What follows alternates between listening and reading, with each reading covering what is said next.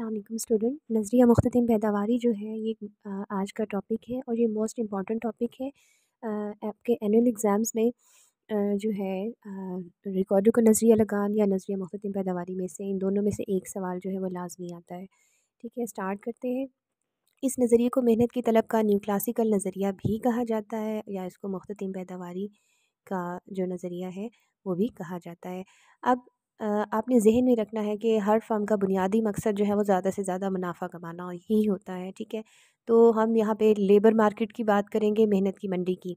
तो मेहनत की मंडी या लेबर मार्केट में एक फ़र्म जो है वो मैक्सिमम प्रॉफिट बेशतरीन यानी कि ज़्यादा से ज़्यादा मुनाफ़ा कब हासिल करेगी, जब मेहनत की हर अगली या ज़ायद इकाई लगाने से उसके जो मुख्तलिफ मसारिफ़, मार्जिनल कॉस्ट और यानी उसके हर मेहनत की एक इकाई पर उठने वाले अखराजात, हर मेहनत की ज़ायद या अगली इकाई पर उठने वाले अखराजात जो हैं उसकी मुख्तलिफ वसूली यानी कि उस मेहनत से हासिल होने वाली जो मार्जिनल रेवेन्यू है, मुख्तलिफ मादी पैदावार है, उसके बराबर ना हो जाए।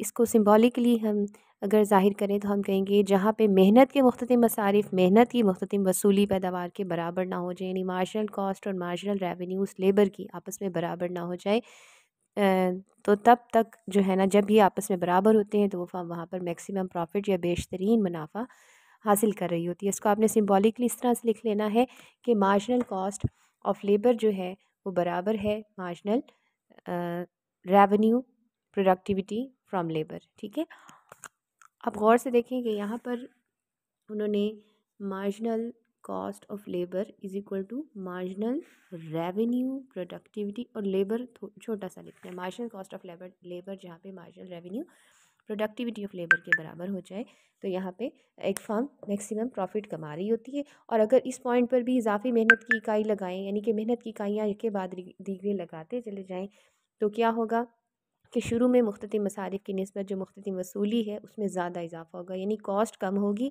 और शुरू में रेवेन्यू ज़्यादा हासिल होंगे। तो कानून जो है इस पे आपने कवानीन हासिल पढ़े हैं, इसलिए आपको बेहतर तरीके से समझ आएगी कि जब मेहनत की इकाइयाँ हम लगाते चले जाएंगे, कॉस्ट की निस्बत वसूली ज़्यादा तेज़ी से बढ़ेगी तो फर्म ज़्यादा मुनाफा कमाएगी। लेकिन उस पॉइंट के बाद जब हम मज़ीद मेहनत की इकाइयाँ लगाते हैं तो फिर कानून तकलील हासिल का नफाज होता है और हर अगली मेहनत की इकाई पिछली इकाई से कम पैदावार देती है। आखिरकार एक ऐसी स्टेज आ जाती है जहाँ पे आपने कानून यकसानी हासिल पढ़ा था ना, तो उसमें आपको बेहतर तरीके से समझ आएगी कि हम मेहनत की जितनी इकाइयाँ ज़ायद लगाते चले जाते हैं तो हर इकाई की जो मुख्तलिफ वसूली है उसकी मुख्तलिफ मसारिफ़ के बराबर हो जाती है। अभी हमने जो स्टेज पढ़ी थी उसमें मार्जिनल कॉस्ट जो है वो कम थी, marginal revenues were greater than marginal cost, revenue ज़्यादा थे, कॉस्ट कम थी। अब वो स्टेज आ गई है जहाँ पे मार्जिनल कॉस्ट मार्जिनल रेवेन्यू के इक्वल होगी। अब इस पॉइंट पर अगर हम फर्म जो है मज़ीद मेहनत की इकाइयाँ लगाएगी तो उसको नुकसान होगा, तो वो इस स्टेज पर मेहनत की इकाइयाँ लगाना बंद कर देती है, क्योंकि यहाँ अब इस पॉइंट पर जहाँ पे मार्जिनल कॉस्ट मार्जिनल रेवेन्यू के इक्वल है वहाँ पर फर्म ज़्यादा से ज़्यादा मुनाफा कमा रही है। इससे ज़्यादा अगर मेहनत की इकाइयाँ इस्तेमाल करेगी तो उसे मुनाफा नहीं होगा, नुकसान होगा।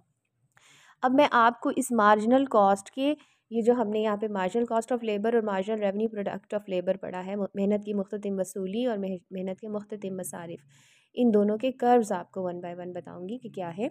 सबसे पहले देखें कि जो मार्जिनल कॉस्ट ऑफ लेबर है उसके कर्व किस तरह से बनते हैं। इसकी पहले आप डेफिनेशन समझ लें कि मुख्तलिफ मसारिफ़ क्या है। मेहनत की एक इजाफी इकाई लगाने से जो मसारिफ़ या जो कॉस्ट बर्दाश्त करना पड़ते हैं मेहनत के मुख्तलिफ मसारिफ़ कहलाते हैं। अब जो हमने मुकम्मल मुकाबले की मार्केट भी चैप्टर नंबर 11 में पढ़ी है डिटेल से। अब मुकम्मल मुकाबले की मंडी में क्या है कि जो उजरत होती है वो पहले से तयशुदा होती है। डब्ल्यू जो है वो फ़िक्स होता है, वेज रेट। ठीक है, तो जो फ़िक्स होता है उसका जो ख़त है, ख़त रसद है, वो उफ़ की शक्ल का बनता है, हॉरिज़ॉन्टल। ठीक है, हॉरिज़ॉन्टल सप्लाई कर्व होगा। इसलिए मेहनत के जो मुख्तलिफ मसारिफ़ हैं दरअसल वो उसकी उजरत ही होते हैं। यानी कि जो उजरत एक फ़र्म ने एक मज़दूर को देनी है वही उस फ़र्म की लागत है इस वक्त। ठीक है, तो अब उसका आप देखिए कि इन्होंने शो किया है कि जो उजरत है वही ही मार्जिनल कॉस्ट है, मेहनत के जो मुख्तलिफ मसारिफ़ हैं वही जो है ना उजरत ही उसके एक फ़र्म के मसारिफ़ हैं। W is equal to marginal cost of labour, चूँकि ये उसकी ख़त रसद बनता है तो मैंने आपको ग्राफिकली भी शो कर दिया कि अगर एक्स एक्सिस पर मेहनत की इकाई और वाई एक्सिस पर उजरत शो करें, उजरत फिक्स है 100, तो ये कर्व जो है ना W is equal to MCL का कर्व होगा जो कि हॉरिजॉन्टल कर्व होगा। मेहनत की जो मुख्तलिफ वसूली पैदावार है वो क्या है, मेहनत की एक अगली या इजाफी इकाई लगाने से एक फ़र्म की जो वसूली में, एक फ़र्म की रेवेन्यूज़ में जो इजाफ़ा होता है। क्यों इजाफ़ा होता है कि हमने लेबर की एक एक्स्ट्रा इकाई फ़र्म में लगाई, तो फ़र्म की वसूली में जो इजाफ़ा होता है वो कहलाता है मुख्ततिम वसूली पैदावार या marginal revenue productivity of labour. अब ये मुख्ततिम वसूली पैदावार से मुराद वो इजाफ़ी पैदावार जो आखिरी या हर अगली मेहनत की इकाई या मज़दूर की हर अगली इकाई लगाने से जो एक्स्ट्रा पैदावार हासिल होती है वो मेहनत की मुख्ततिम वसूली पैदावार कहलाती है। अब इसका फ़ॉर्मूला क्या है, देखिए आपको बताया गया है कि marginal revenue productivity of land यानी मेहनत की जो मुख्ततिम वसूली पैदावार है ये किसके बराबर होती है। फ़ॉर्मूला याद करने का तरीका क्या है, आपने देखना है, पहले है MR ऑफ लेबर और फिर MP ऑफ लेबर, यानी MR मल्टीप्लाई बाय MP। इसको दो हिस्सों में आप तोड़ दें, यानी marginal revenue productivity of labour is equal to MR of labour multiply by MPP of labour. ये डबल P आएगा। MRL का मतलब है मार्जिनल रेवेन्यू ऑफ लेबर और marginal physical productivity of labour, और ये है marginal revenue product of labour. ठीक है, ये मैंने मेंशन कर दिया। इसका कर्व जो है ना हमेशा थोड़ा सा, एक तो यहाँ पे आके बैकवर्ड बेंडिंग हो जाता है, ऊपर से नीचे गिरता हुआ कर्व होता है, यहाँ पे आके थोड़ा सा बेंड हो जाएगा आउटवर्ड, कन्वेक्स नहीं होगा, कनकेव होगा। यहाँ से थोड़ा सा स्ट्रेट और यहाँ पे कि यूँ बेंड होके कनकेव टू रीजन होता है ये कर्व। ठीक है, ये कर्व्स आपको समझ आ गई। अब हमने एक टेबल की मदद से हमने जो है ना देखना है कि बेशतरीन मुनाफा कहाँ पे एक फ़र्म को हासिल हो रहा है। देखिए, एक फ़र्म सिर्फ उस हद तक मज़दूर मुलाजिम रखेगी जहाँ उसके आखिरी मज़दूर की जो मुख्ततीम पैदावार है, marginal revenue productivity of labour, उसकी मेहनत की मंडी में यानी कि लेबर मार्केट में तयशुदा उजरत, wage rate, fix wage rate के बराबर ना हो जाए। यानी कि जहाँ पर वेज रेट और जहाँ पर आप देखिए कि वेज रेट बराबर हो जाएगा, किसके बराबर हो जाएगा, MRPL के। यानी जहाँ पर wage rate is equal to marginal revenue productivity of labour है, ठीक है, और फिक्स वेज रेट है, ठीक है, 100, तो ये यहाँ ये जो है ना तवाज़नी पॉइंट होगा, यहाँ पे फर्म मैक्सिमम प्रॉफिट कमा रही होगी। यहाँ पे मैंने एक टेबल आपको शो किया जिसमें मेहनत की इकाइयाँ आप देखें 1 2 3 4 5 6 7 इकाइयाँ हैं टोटल, जो कि एक के बाद दीजिए फर्म जो है ना हायर कर रही है। मंडी की तयशुदा उजरत वेज रेट रुपयों में जो फ़िक्स है वो है 100, और यही वेज रेट ही उस फर्म की मार्जिनल कॉस्ट है। Marginal cost of labour is equal to W bar का मतलब है फ़िक्स वेज रेट। फ़िक्स के लिए हम जो है ना कांस्टेंट वैल्यू के लिए ऊपर बार का साइन लगाते हैं, ये 100 है, ठीक है। अब आप देखिए, आपने इसमें से सिर्फ मार्जिनल रेवेन्यू का टेबल याद कर लेना और एज इट इज़ हम टोटल का टेबल खुद ही बनाएंगे। मार्जिनल हमने यहाँ पे फ़र्ज़ किया है कि शय की फ़ी इकाई की कीमत 10 रुपये होगी, और जो फर्स्ट जो है मज़दूर या मेहनत की इकाई उसकी जो मुख्ततिम वसूली पैदावार है वो आपको 130 हासिल होगी। ये पहली इकाई 130, ये भी हमने एक फ़ॉर्मूले से मालूम की थी कि चूँकि शय की फ़ी इकाई कीमत 10 रुपये है और हमने फ़र्ज़ कर लिया था कि जो पहला मज़दूर है उसकी मुख्तलिफ पैदावार 13 है, तो 13 को 10 से ज़रब दिया तो वो 130 आया। आपने बस इतनी ये डिटेल एक दो लाइंस में लिख देनी है, बाकी आपने ये टेबल एज इट इज़ याद कर लेना है, ठीक है। ये मार्जिनल का टेबल हम याद करेंगे, ये वाला MRPL W हमें पता चल गया फिक्स है 100 है, MRPL क्या है 130 120 110 100 90 80 और 70, ये आपने एज इट इज़ याद कर लेना है। मार्जिनल से टोटल हमेशा कैसे बनाते हैं, first value as it is 130 जमा 120 250 250 जमा 110 360 360 जमा 100 460 460 जमा 90 550 550 जमा 80 630 630 जमा 70 700। तो ये टोटल का टेबल भी एज इट इज़ बन गया। अब यहाँ पे अब अगर हम एक पॉइंट और हम देखें कि हमारी मार्जिनल की जो वैल्यू है ना वो डिक्रीज़ होती चली जा रही है। उसकी क्या वजह है कि हमने कवानीन हासिल में पढ़ा था कि जैसे हम मेहनत और सरमाए की इकाइयाँ ये के बाद डिग्री बढ़ाते चले जाते हैं, तो कानून तकलील हासिल के तहत हमने पढ़ा था कि हर मेहनत की एक्स्ट्रा इकाई लगाने से जो है ये मार्जिनल प्रोडक्टिविटी मुख्ततिम पैदावार गिरती चली जाती है। ये वो वैल्यू दिखाई गई, कानून तकलील हासिल का नफाज इस पे हुआ है, ठीक है। हमने इसमें जो है ज़मीन मेहनत और सरमाया तंजीम में से हमने ज़मीन सरमाया और तंजीम लैंड कैपिटल ऑर्गेनाइजेशन को हमने फ़िक्स रखा है, और हम सिर्फ लेबर को यानी उजरत मेहनत को हमने जो है ना मुतग़य्यर आमले पैदाइश यानी कि वेरिएबल फैक्टर ऑफ प्रोडक्शन के तौर पे यूज़ किया है, जबकि बाकी ये 3 फैक्टर्स ऑफ प्रोडक्शन 3 आमलीन पैदाइश मुअय्यन है, फ़िक्स है, ठीक है, कांस्टेंट है। अब हम यहाँ पे देखें कि एक फ़र्म कब तक प्रोड्यूस करेगी, असल क्वेश्चन ये है।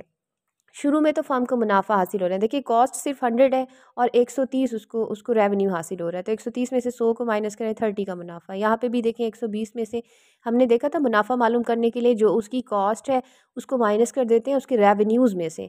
तो रेवेन्यू 120 है, कॉस्ट 100 है, 120 में से 100 माइनस करें, आंसर 20 प्रॉफिट यहाँ पे हो रहा है। यहाँ पे देखिए 110 में से 100 माइनस किया, 10 प्रॉफिट हो रहा है। यहाँ देखिए कि उसका कॉस्ट और रेवेन्यू आपस में बराबर हो गए, ये उसकी कॉस्ट है और ये 100 उसके रेवेन्यूज़ हैं। तो एक फर्म यहाँ पे मैक्सिमम प्रॉफिट कमा रही है क्योंकि उसका जो वेज रेट है जो कि उसकी बेसिकली कॉस्ट ही है वो उसकी marginal revenue productivity of labour के इक्वल हो गई। यहाँ पे फर्म मैक्सिमम प्रॉफिट कमा रही है। अगर इसके बाद फर्म मज़ीद मेहनत और सरमाए की मेहनत की इकाइयाँ लगाएगी यानी कि 5वीं 6ठी और 7वीं इकाई इस्तेमाल करेगी तो फर्म को नुकसान होगा।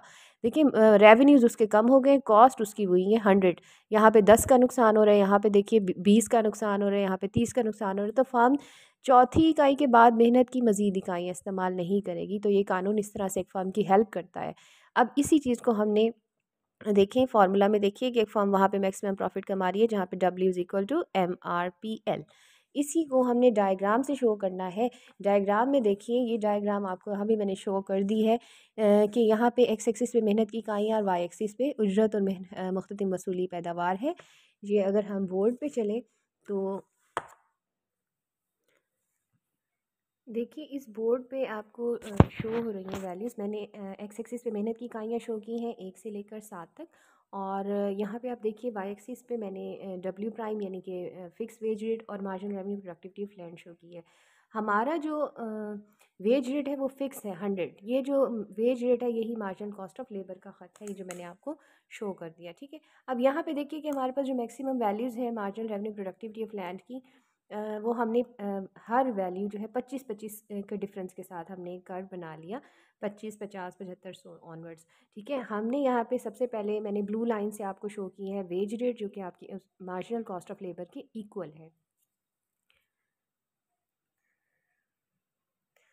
अब मैं जो है ना ये जो marginal revenue productivity of labour का ये कॉलम है ना इसको मैंने प्लॉट करना है ग्राफ के ऊपर। ये मैंने प्लॉट कर लिया ब्लू लाइन से जो 100 आपको दिखाया। अब यहाँ पे हम वन बाय वन अगर वैल्यूज़ को देखें तो इनिशियल वैल्यू है 130, 120, 110, 100। तो यहाँ पे देखिए कि फ़र्स्ट वैल्यू जो है वो है ये 130,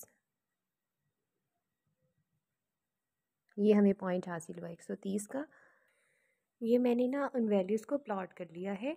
ये जो आपका कॉलम है यानी कि मेहनत की हर एक इकाई के साथ जो MR की वैल्यूज़ हैं 130, 120, 110, 100, 90, 80, 70, ये सारी वैल्यूज़ हमने प्लॉट कर ली है। ये हमें जो डिफरेंट रेड कलर के पॉइंट्स हासिल हुए हैं इनको अगर मैं एक फ्री हैंड कर्व की मदद से मिला दूँगी तो हमें जो है ना MR का जो है कर्व है वो हासिल हो जाएगा। ये देखिए थोड़ा सा बैकवर्ड, थोड़ा सा बेंडिंग हो जाता है, दैट इज़ MRPL कर्व। ये MRPL कर्व है, ठीक है। ये ग्रीन कलर का कर्व जो है ये आपको शो कर रहा है कि marginal revenue productivity of labour क्या है। अब आ जाए हमारे इक्विलिब्रियम पॉइंट के ऊपर। हमारा इक्विलिब्रियम पॉइंट कौन सा होगा, ये इस पॉइंट पर फर्म जो है वो मैक्सिमम प्रॉफिट, ये प्रॉफिट का साइन है पाई, इस पॉइंट पर फर्म जो है मैक्सिमम प्रॉफिट जो है वो कमा रही है क्योंकि यहाँ पर उसका जो वेज रेट है उसकी मार्जिनल कॉस्ट ऑफ लैंड जो है वो मार्जिनल रेवेन्यू प्रोडक्टिविटी के बराबर आ रही है, ठीक है। तो यहाँ पे आप मेंशन कर सकते हैं कि इस पॉइंट पर जो W है that is marginal revenue productivity of labour, या आप ये भी मेंशन कर सकते हैं कि marginal cost of labour is equal to marginal revenue productivity of labour.